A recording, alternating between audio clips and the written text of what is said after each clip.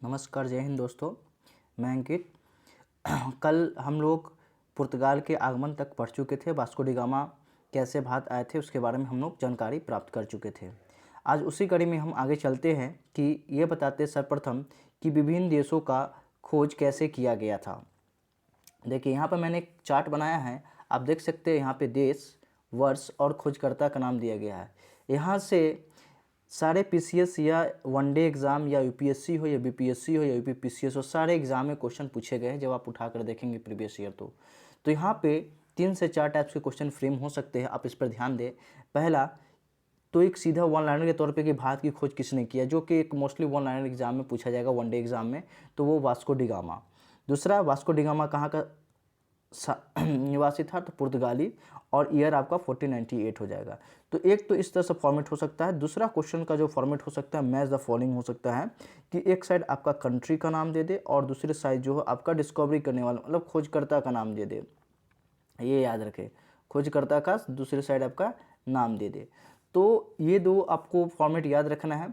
तीसरा फॉर्मेट में क्या होगा, कंट्री का आपका मैच द फॉलोइंग आपके ईयर के हिसाब से दे दे, कौन किस साल इसका डिस्कवरी किया गया था। और नंबर 4 आप याद रखें इसमें कि समटाइम्स इनको मैच द फॉलोइंग इनके कंट्री के नाम से दिया जा सकता है। कि जैसे वास्को डी गामा का दे देगा सामने कि कौन सा गलत है कौन सा सही है, तो स्पेन दे देगा, क्रिस्टोफर कोलंबस पुर्तगाल दे देगा, बार्थोलोम्यू डियाज हॉलैंड दे देगा और कैप्टन कुक ब्रिटेन दे देगा। और बोलेगा इसमें से बताइए कौन सा एक सही है, तो सिर्फ कैप्टन कुक सही हो जाएंगे। तो ऐसे में आप इस पर गहन अध्ययन कड़ी नज़र रखें कि मैंने जो जो चार्ट दिया है उस चार्ट को आप अच्छे से पढ़ें। तो चलिए बताते हैं। भारत की खोज 1498 में वास्को डी गामा ने किया था, जो कि पुर्तगाल के निवासी थे।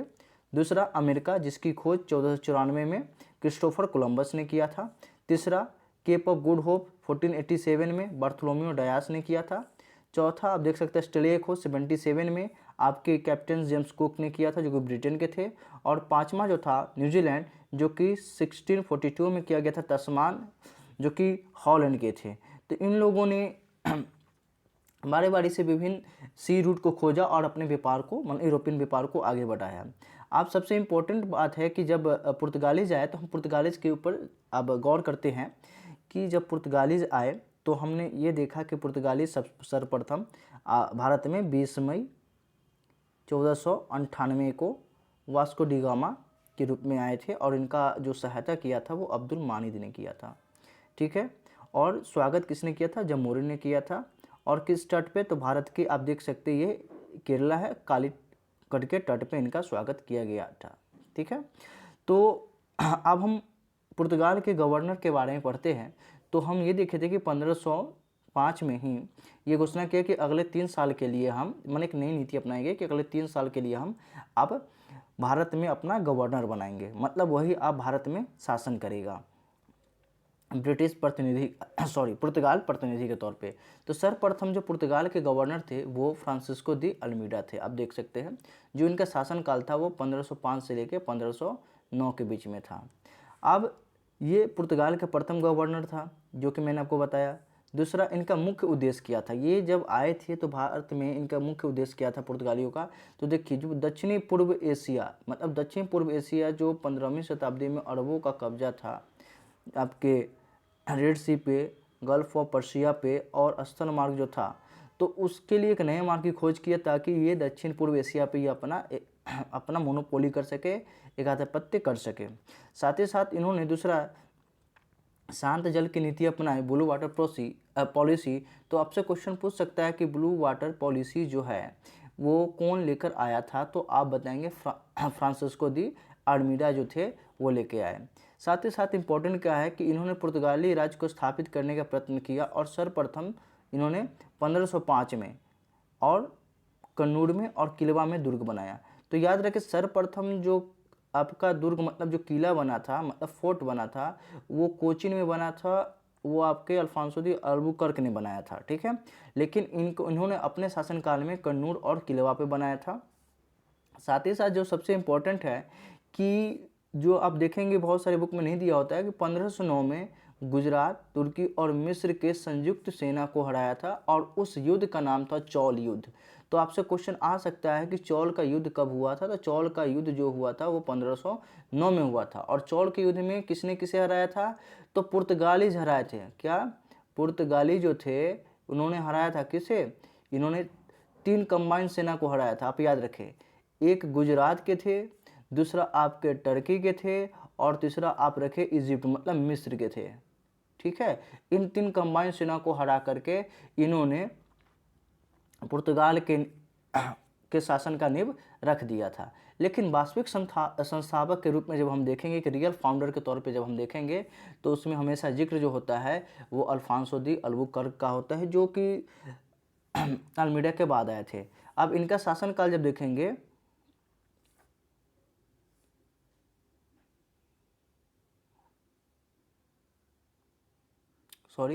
शासनकाल यहाँ पे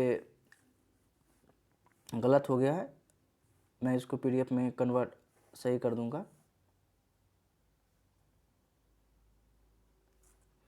ये 509 के बाद आए थे, 509 के बाद ये आए थे। आप याद रखें इनका शासनकाल 509 के से स्टार्ट होता है। और भारत में पुर्तगाली शक्ति का वास्तविक नींव डालने वाला कौन थे? अल्फांसो दी अल्बुकर्क थे।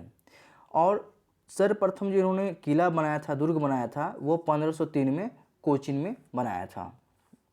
जो सबसे इम्पोर्टेंट जब हम देखेंगे तो सबसे इम्पोर्टेंट इनके जो कार्य है वो आगे है, जो इनको कहा जाता है कि ये पुर्तगाल के रियल फाउंडर थे। सबसे पहले उन्होंने क्या किया कि 1510 में गोवा, जो उस समय काफ़ी समृद्ध और संपन्न राज्य था, उसके बंदरगाह पर अधिकार कर लिया। और उस समय जो सुल्तान थे वो बीजापुर के अंतर्गत आता था। तो बीजापुर के सुल्तान आदिल शाह के अंतर्गत जो गोवा का बंदरगाह था उसको अल्बुकर्क ने क्या किया था? छीन लिया था। जिससे क्या हुआ कि पुर्तगालीज का जो वैमनस्य है, मतलब उनका जो अधिकार है, वो भारत में विस्तार होता हुआ जा रहा था। साथ ही साथ दूसरा हम ये इंपॉर्टेंट देखेंगे कि 1511 में मलक्का और 1515 में फारस की खाड़ी में अवस्थित होर्मुज पर कब्जा कर लिया। तो याद रखिए क्वेश्चन आ चुका है और आता है कि मलक्का पे कब किया था? तो 1511 में। और दूसरा फारस की खाड़ी पे कब किया था? मतलब फारस खाड़ी में जो होर्मुज है बंदरगाह, उस पर कब किया था? तो 1515 में, याद रखें। और गोवा पे अधिकार 1510 में। अब देखिए यहाँ पे दो जो है आपको ज्योग्राफिकली आपको समझना पड़ेगा कि ये दो प्लेसेस है कहाँ पे। तो सर्वप्रथम मैं आपको मैप के माध्यम से बताना चाहूँगा कि ये दो प्लेसेस है कहाँ पे।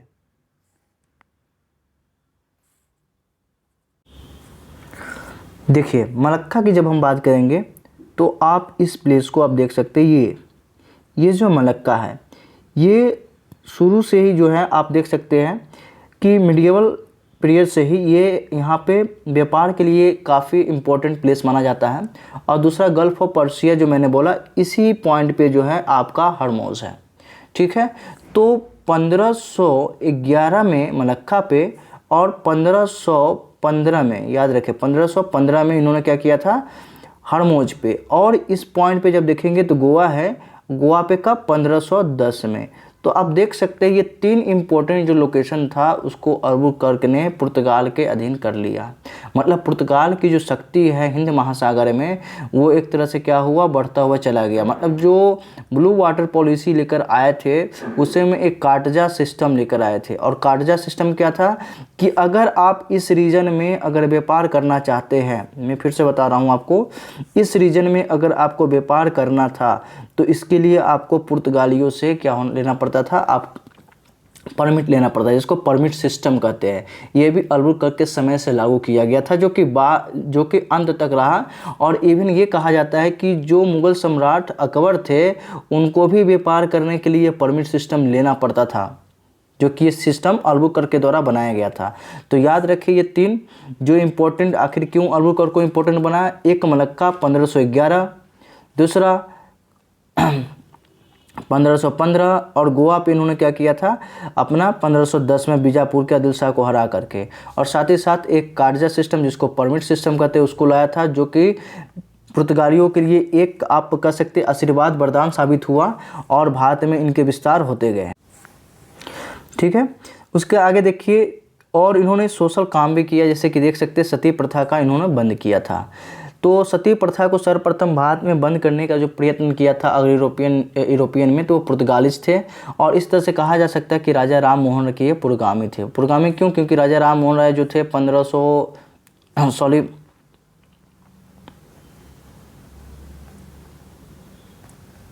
जो राजा राम मोहन राय थे वो 19वीं शताब्दी में जब आप आएंगे तो उस समय इन्होंने सती प्रथा के ऊपर काफ़ी कड़ा प्रहार किया था। संवाद कौमुदी में उन्होंने इसका जिक्र किया है।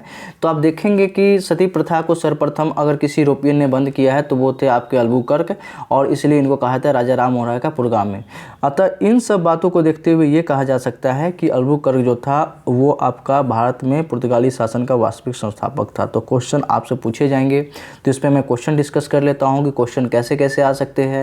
तो दूसरा क्वेश्चन यह आ सकता है कि भारत में पुर्तगाली का वास्तविक संस्थापक किसे कहा जाता है, तो अल्बुकर्क को।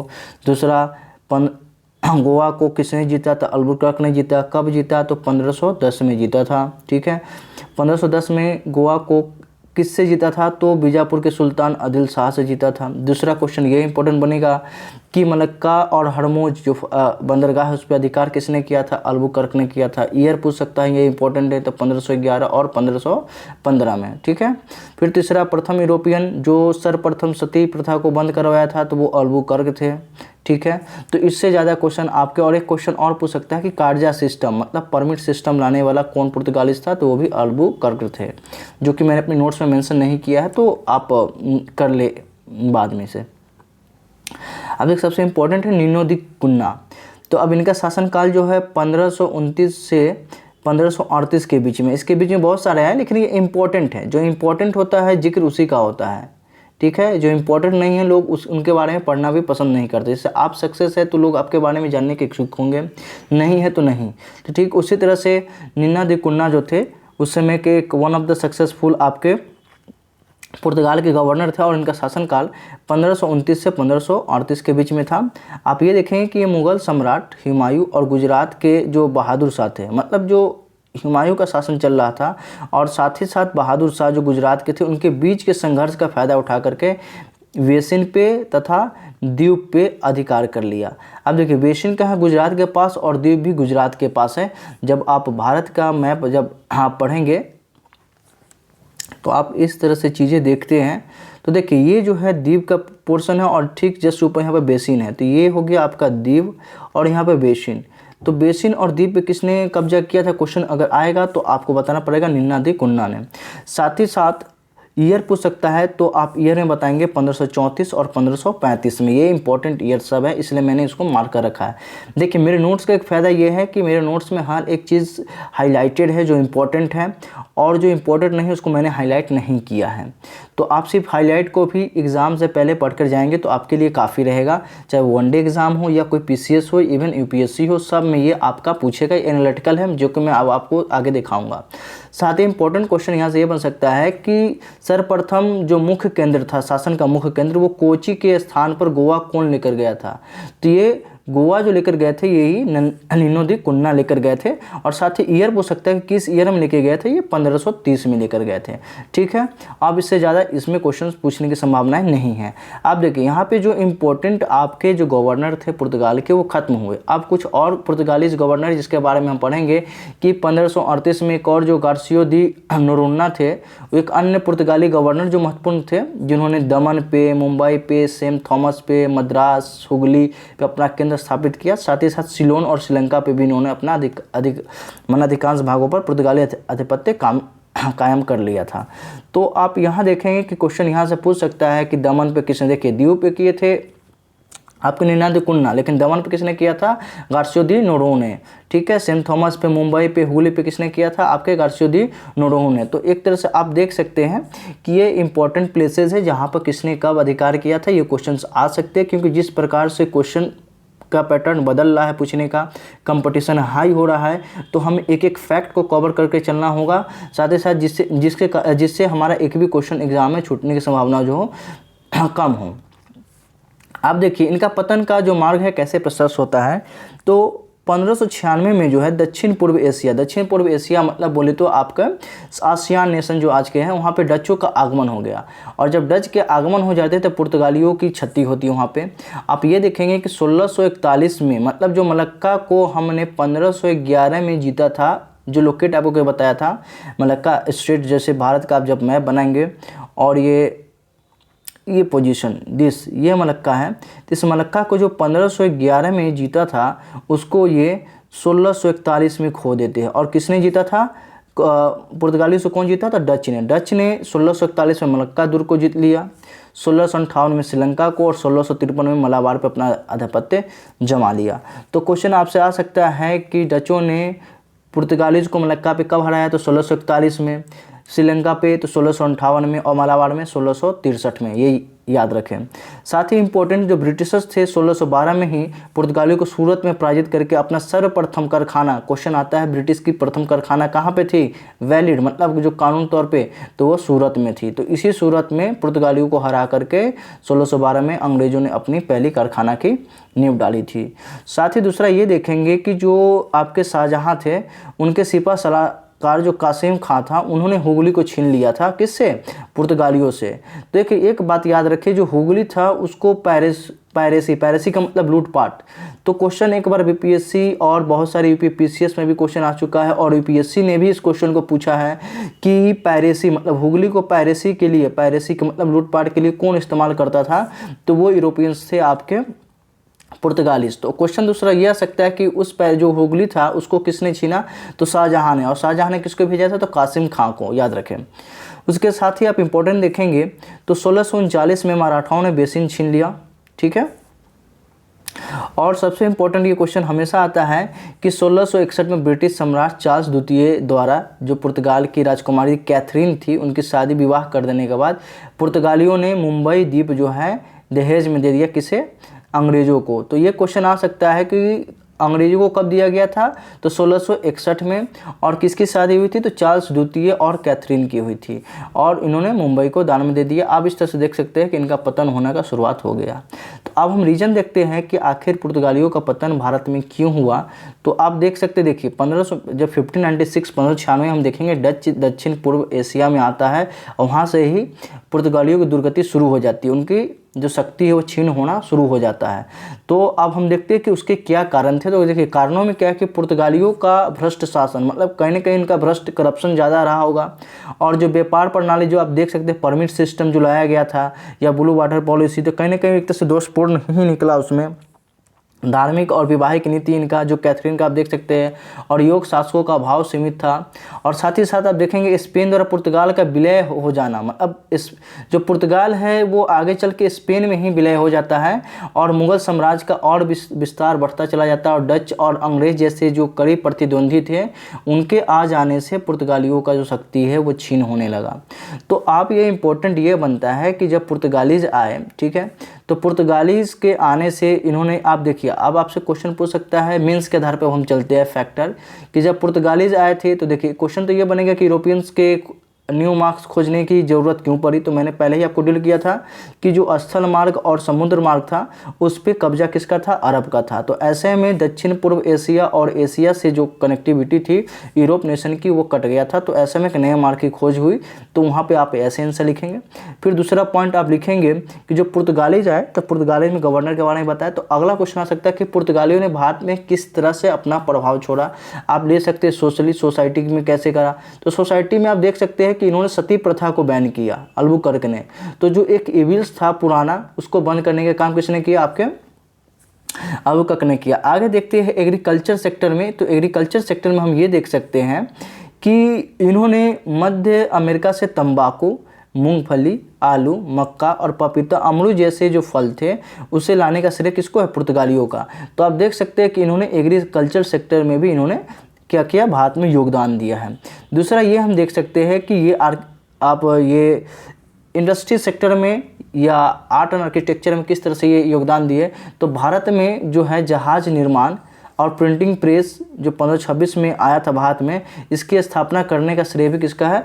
पुर्तगालियों का है। तो आप देख सकते हैं कि पुर्तगालियों ने सामाजिक तौर पे, ठीक है, सती प्रथा को बैन करके। दूसरा एग्रीकल्चर में, इकोनॉमिक में बहुत सारे ऐसे फसल है जिसको भारत में इंट्रोड्यूस किया, जिसमें से आप इंपॉर्टेंट देख सकते हैं तंबाकू है, मूंगफली है, आलू है, मक्का है, अमरूद है। साथ ही साथ इन्होंने इंडस्ट्री सेक्टर में आप देख सकते हैं कि इन्होंने जहाज़ निर्माण और प्रिंटिंग प्रेस का निर्माण करने का काम किया भारत में। और सबसे इम्पोर्टेंट जो आर्किटेक्चर में गोथिक स्थापत्य कला जो होता है, जो आर्ट एंड आर्किटेक्चर में काफ़ी इंपॉर्टेंट है मॉडर्न में, तो इसको लाने का भी काम किसने किया था?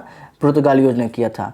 आप देखिए पुर्तगाल के बारे में हम अन्य तथ्य पढ़ लेते हैं जो आपके एग्ज़ाम पॉइंट ऑफ व्यू से इम्पोर्टेंट है।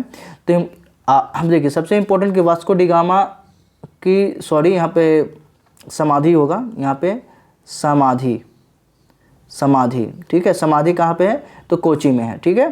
दूसरा आपसे क्वेश्चन पूछेगा कि 15वीं शताब्दी में समुद्री यात्राओं को संभव बनाने के लिए दिक्सूचक मतलब मेरीन कैंपस का जो है या नक्षत्र यान का खोज किसने किया था? यही डॉन हेनरिक है।